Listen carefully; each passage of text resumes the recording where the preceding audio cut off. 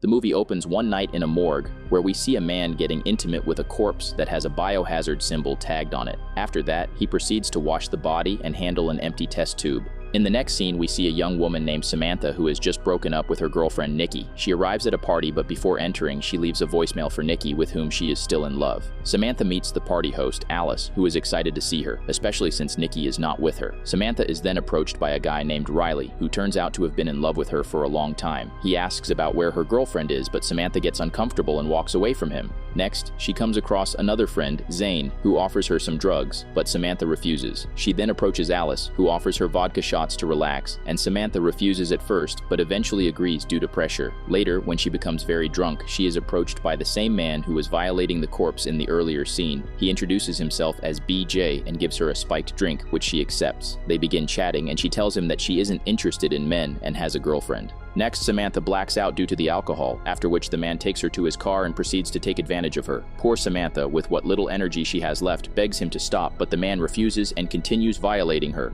The next afternoon, Samantha wakes up at her mom's house with an extreme hangover. She then listens to a voicemail from Nikki, who tells her she'll see her when she has time. Afterward, she opens her closet and checks on the beautiful purple flower she's been working on. Later, she comes across her mom, Nancy, who worries about her well-being. Nancy asks if she has received a letter from the flower contest committee, but Samantha says no and heads out. Hours later, she meets Nikki at a restaurant and tells her how she is hungover from the party last night, but doesn't reveal anything about the man. It's clear that Samantha is still in love with Nikki and tries to win her back, but Nikki doesn't seem interested. That night at home, Nancy invites Samantha to have dinner together, but the girl only gets agitated and refuses. She threatens that she will get a hotel room to get away from her mother's stupid rules, but Nancy points out that she knows Samantha doesn't have money for that. It turns out that after Nikki kicked her out, Samantha has been living there, but she swears it's only temporary. She then suddenly gets a stomach cramp but doesn't think much of it and heads to her room. The next morning, Samantha wakes up and finds her bed and underwear stained with blood, prompting her to rush to the bathroom. She then shockingly sees veins on her stomach, but doesn't think much of it and takes a shower, assuming she is just on her period. Later, she heads to work when she gets a call from Alice, who reveals that the cops visited her because they are looking for a man named Brent Jaffe, aka BJ, who attended her party. Alice has no idea who he is and asks her if she has met anyone by that name, but Samantha says no and hangs up. Later, she arrives at the restaurant where she works, where Riley has come to see her, which annoys her a lot. After briefly chatting with him, Samantha goes to attend to another customer, but something bizarre happens when she starts to hear a loud noise in her ear and can't even hear their order. She goes to the washroom to calm herself, but the noise doesn't stop and she finds herself heavily bleeding again despite using a tampon. After the noise stops, Samantha continues attending to the customers, but she experiences severe abdominal pain and collapses. Later, she arrives to see a doctor who examines her and informs her that she seems to have a severe ear infection. He notices the rash on her abdomen and asks if she has been intimate with a man unprotected. Samantha tries to deny it at first, but eventually reveals she was involved with a man 2 days ago. She then shows the rashes on her private parts, so the doctor determines she must have contracted an STD and prescribes some creams. Later, Samantha goes to visit Nikki and brings her a bottle of wine, saying it is their 10th month anniversary. She then tries to seduce Nikki, but the latter refuses, telling her they should give each other space. A disappointed Samantha decides to leave for dinner with Alice, which Nikki doesn't like, as apparently Alice also wants to sleep with Samantha. During this conversation, Samantha checks her mail and learns that she has been accepted into the flower showcasing contest, which excites her very much. Later, Samantha arrives for her dinner with Alice, during which Alice notices that she looks so bad and asks what is wrong with her eye. Samantha goes to the bathroom to check and is horrified to see that one of her eyes has turned red. When Alice arrives to check, Samantha says it's just an allergic reaction and asks if the police caught the guy, BJ. Alice says no and reveals how the cops have issued an alert about him everywhere, like he is some sort of child molester. Later, at home, Samantha applies lotion to her private parts, and when she gets up, a worm comes out of her, which she doesn't notice. She then brushes her teeth, and one of her molars ends up detaching, which horrifies her. She feels nauseous and continues vomiting blood, which causes her mom to rush to her aid. Nancy suspects she is pregnant, but Samantha denies this and informs her that she has been selected for the flower contest. The next morning, Samantha wakes up in the bathroom, where we notice both her eyes are red and the bathroom is covered with blood.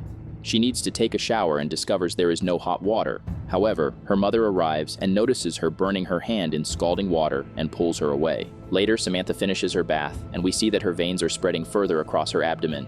Before leaving, her mother notices that she is going bald and asks her what is happening to her. It turns out Samantha used to be a drug addict, so her mom asks if she is using again, but Samantha denies it and leaves. Later, she decides to go to the hospital, but her boss insists she come to work until they get her replacement. With no other choice, she heads to the restaurant while looking like a corpse, where she makes a salad and serves a couple. Her boss then notices her bad state, so he contacts another guy and tells Samantha she can leave when the replacement comes. But they suddenly hear the couple outside shouting, and shockingly, they have found dead nails in their food. The panicked boss tries to calm the situation, while Samantha exits the restaurant in embarrassment. Outside, she comes across Riley, who has come to see her again, and upon noticing her bad state, offers to take her to the hospital, which she refuses. Here, he shockingly reveals that he had seen her that night with the strange man the police are looking for, but she accuses him of stalking her and threatens to report him before storming off. Later, while Samantha is in the hospital, she gets a call from Alice, who says the police have managed to capture BJ. Now they are looking for a list of people who came in contact with him, but Samantha says she has no idea, and hangs up. She then meets the doctor, who examines her eyes and suspects she may have contracted a venereal disease, but cannot do anything about it until he has her test results. He only advises her not to get in contact with anyone until the test results arrive, as it could be contagious. Frustrated, Samantha goes to meet her friend Zane and asks him for some drugs to relax. Zane offers her some drugs, and shortly after, Alice also appears and is terrified by her friend's state.